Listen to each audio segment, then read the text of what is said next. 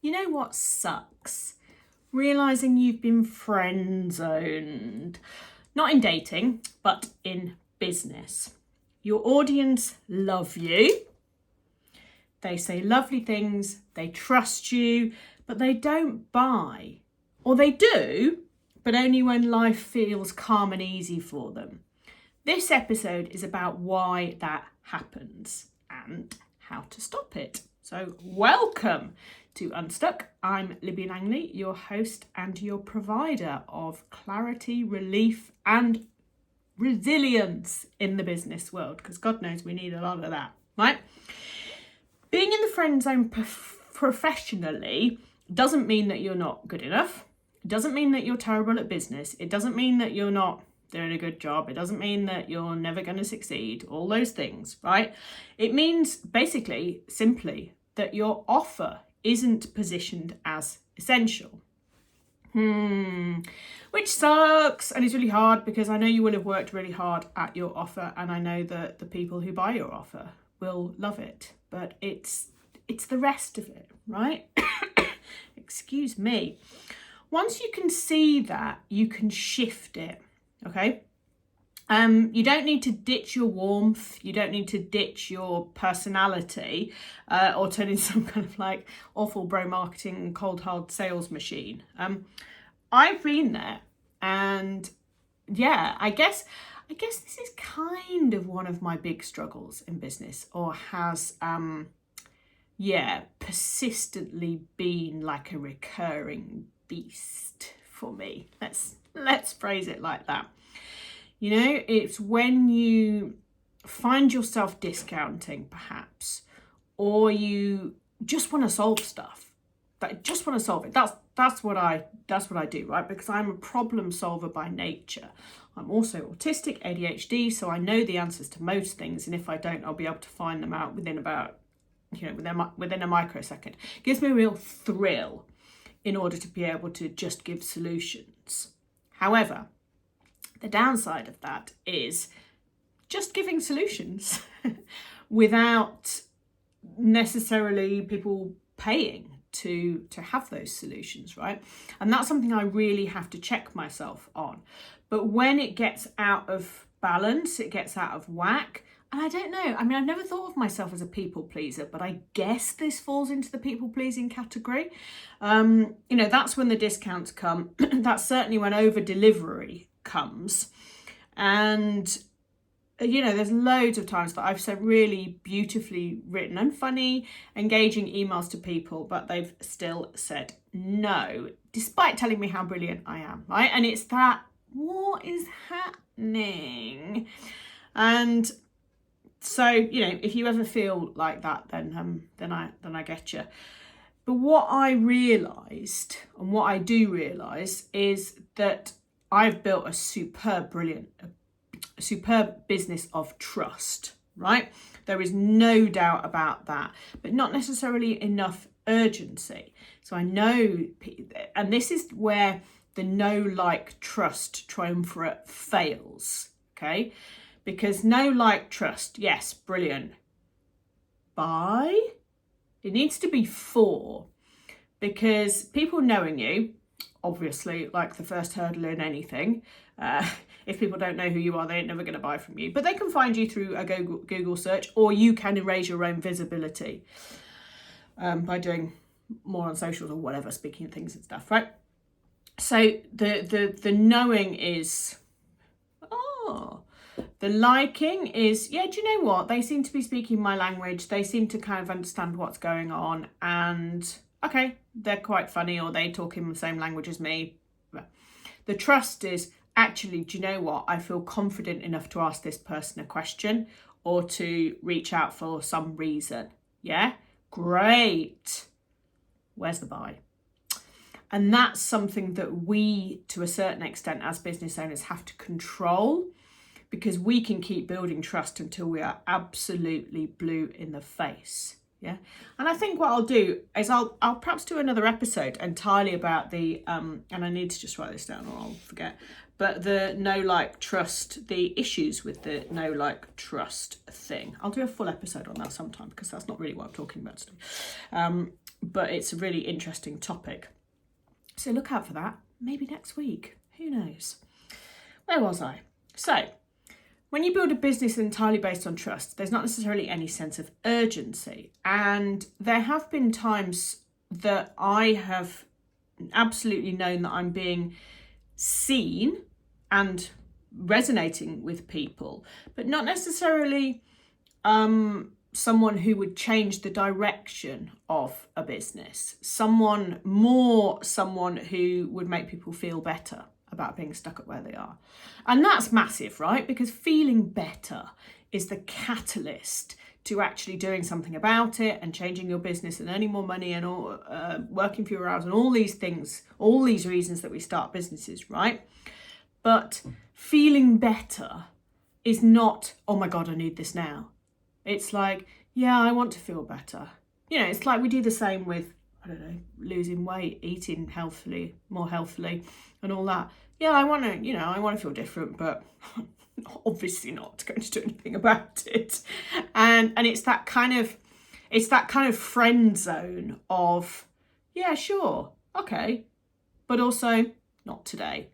And that's really, really dangerous place to be stuck in for a business, because you end up without a business. You end up being the friend, the business bestie and all that. And that's not necessarily where you want to be, right?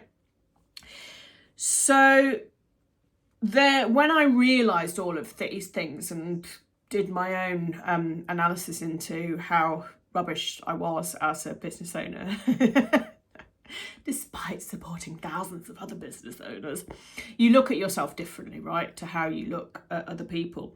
But that moment really kind of changed everything. And this episode is going to move you from optional support system, business bestie, to critical stabilizer. And this will be so that your audience sees you as someone they need, not just someone they like. And it's really a big difference, right? So how do you know if you're in the friend zone or not? Well, people know you, people trust you, but they only buy when things are easy for them. If they are really struggling, or if they've had a big life crisis, or something like things are really challenging for them, they're not gonna buy. They might talk to you and they might come to you and they might say, bloody hell, that was great, thanks ever so much, you've solved that in 5 minutes. But that doesn't tie in to buying. And this is what we need to talk about. So you hear things like, that's such a great offer, but then no follow through. If you send out an email with something, yeah, that sounds great, good luck with that. Okay. They were literally the person that you wanted to buy it. So, and also you might become their go-to for emotional reassurance, but not decision support. And the danger with ending up always providing emotional reassurance is, if people are paying you for that, superb.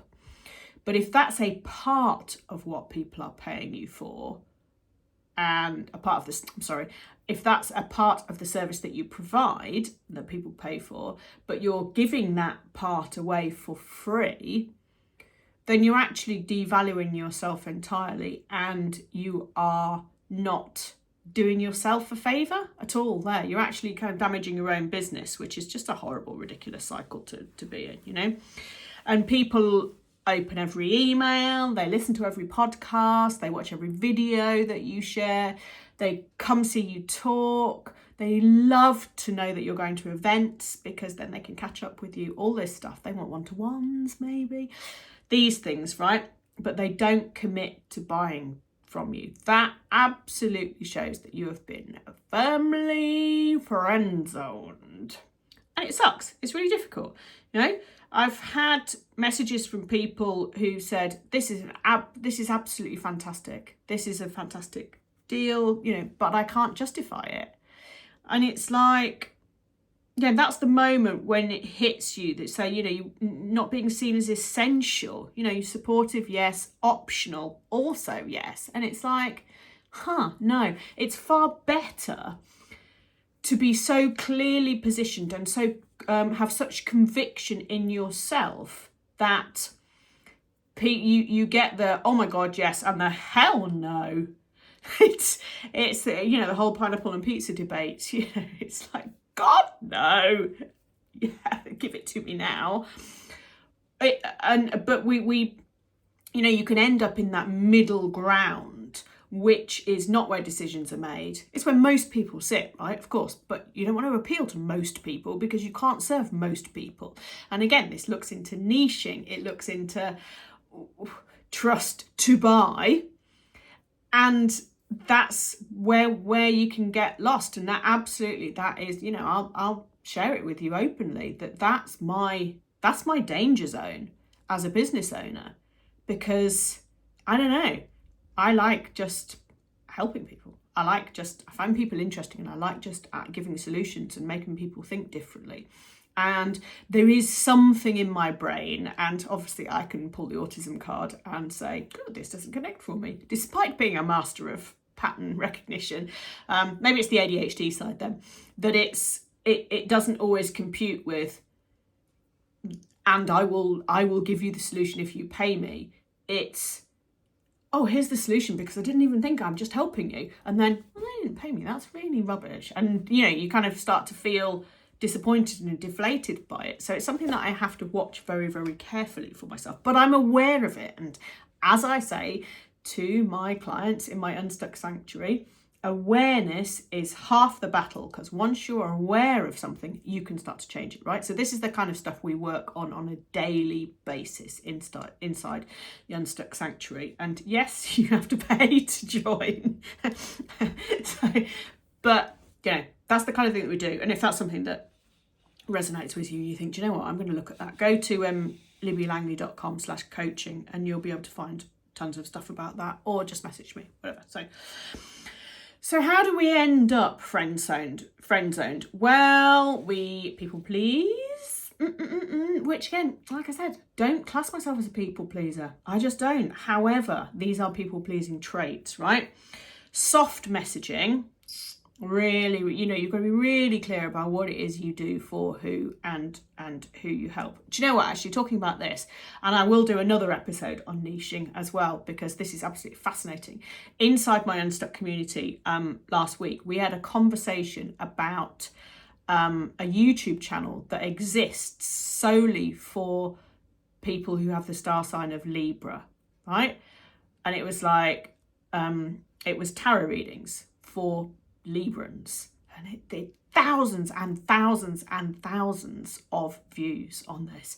But that is a real good example of how you can be specific in niching and being really successful. And this is like, you know, that person will be firmly in the pineapple yes on pizza camp, or no, whichever, but, you know, have a really strong opinion on it. And having a strong opinion on something is not about it's not about being aggressive or like angry or standing on a soapbox. It's like, this is my belief, and so my entire business is around that. So that person, their entire business built around tarot readings for Librans. It's not a world, you know, I'm not woo, it's not necessarily a world that I understand, and I'm not a Libra.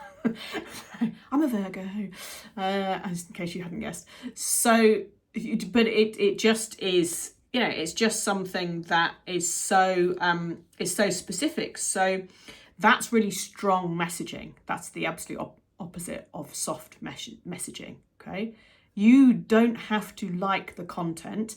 There is content for free, always. Everybody creates content for free in one way or another. But paying for stuff is like, oh, actually, I want something that's slightly more personalized and slightly more detailed. Boom, there you go. Okay, not friend zoned. Another way that we end up in the friend zone is avoiding risk and being endlessly available and saying yes to everything. Now, saying yes to stuff is an interesting one, because you can say yes to things and more interesting things happen. But if you say yes to stuff when you're just like, I don't even know, the answer's no, but so, oh, yes came out, yes came out my mouth, then, that's a real boundaries issue. The same as over-delivering. It is a boundaries issue, and you need to set your boundaries accordingly. Again, this is a thing we talk about on a daily basis inside my Unstuck Sanctuary. It's, the boundaries you set are so important. They're the cornerstone for a happy business. Absolutely. And if you're not sure, if you're like, oh, why is my client contacting me at 11 o'clock at night? It's like, boundaries. And so we set inside the Unstuck Sanctuary, we set and we talk about the boundaries that matter. Yeah. And it's none of it is about being a bitch or being horrible or anything like that. It's just like, this is my business. This is how I want to run it. If you were my friend, maybe I would answer your message at 11 o'clock at night, but we're not friends. This is a business arrangement with love and support and care, and that's not what you're paying for. And it's kind of as easy as that, right? But also discounting, bundling, adding more to make things worth it. It's like apologizing for yourself and what you do. And this is on the same theme of something that I never thought I was an apologist, but there's obviously a self-confidence issue there. And I do think that is probably a neurodivergent thing as well of, the RSD, the rejection sensitive dysphoria. So if you never give people a chance to say no or, to reject you, then you won't feel rejected. So it is, you can catch your own cycles of how you're feeling about things. And your feelings can be true, but it doesn't mean the thing is true, right? At all. So, and if you mistake being liked for being needed, that's a very different thing. In the friend zone, sure, friends might be needed, but there also are those friends who, it's a few and far between. You might talk to them once or twice a year, message them on socials once or twice a year, and that's enough, right? But if you translate that, doesn't mean they're not nice, doesn't mean they're not interesting, doesn't mean they're not helpful, doesn't mean they're not supportive, right? But if you translate that relationship into business, it's a bit of a rubbish business model, right? So that needs to be changed, and it needs to be a completely different proposition. How do you get out of the friend zone then? And you could go full bro marketing and be super pushy, but I don't recommend that because that's not a very nice way of doing it. My cat at the moment is desperately trying to be pushy and salesy by yelling in the background. But I have strong boundaries and I'm doing something else, so I'm not going to give her the attention. You see, that's how you do it in real life. But you can reposition your offers around outcomes, not effort or access. So saying, you get, I don't know, what would be a good example for that?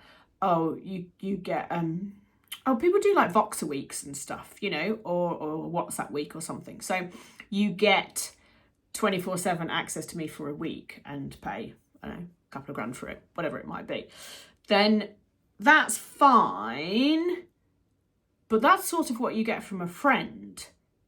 I don't know, I don't really have any friends like that, but you could just have that kind of relationship with a friend like that. So what does that actually achieve? You need to say what the outcome is rather than just the time with me. If you're at this stage of business where time with you, people will just pay for that, then that's absolutely fantastic. Absolutely fantastic, right? And it's why, I get invited to do speaking gigs and paid to do speaking gigs. And that is just time with me. But this sitting down and actually getting real support, there has to be a reason that people will do that. So that's about positioning. And the consequence of staying stuck or staying uncomfortable needs to be really specific. That's me. My business is obviously getting people unstuck. But for you, what is the stuckness that people will stay in? You help people to achieve something. So what is that stuckness relative to your business, and how uncomfortable and specific is it if they don't work with you and move forward? Yeah, you don't want to languish in the uncomfortable zone. You don't want to languish in the middle, like, well, pizza, whatever, I don't care, pineapple, do what you like. That's not where you want to be with your business. You want to be the hard yes, hard no. Yeah, and hard no is as valuable because you've got a reaction and it's clear. It means that your messaging is really, really clear. So you have to tell the truth about what it costs to stay unclear. And that is less time, less money, lower confidence. Absolutely, right? And those are things you do not want. You do not want less time. You do not want less money, and you do not want lower confidence. You want the absolute opposite of those. So by offering decisions rather than deals, and discounts, you're actually going to get out of that friend zone. You're gonna move forward, and it isn't about being pushy when you're selling. So you can shift your tone as well to help with that. So, if you say things like, my clients are navigating, it gives you, or working through, whatever, it gives you this micro authority. You're owning what's achieved. So my clients navigate the daily stresses. We've had a couple of really sad situations this year with deaths of parents. And, we get to that age where this thing is a reality of life, and therefore a reality of life in business too. And so in the Unstuck Sanctuary this year, we've had a couple of occasions, unfortunately, where I have supported the people in there to navigate these really terrible situations, and how do you reshape your business around it? Yeah, that's micro authority, saying things like that. And you can also say, here's what happens when you don't do this, you do this. So when people say, great, love what you're doing, but I'm not going to invest in it, I'm not going to, do you know what, I'm all right. That all right is when things will never change and things will never move forward. So that's you giving pattern recognition, okay?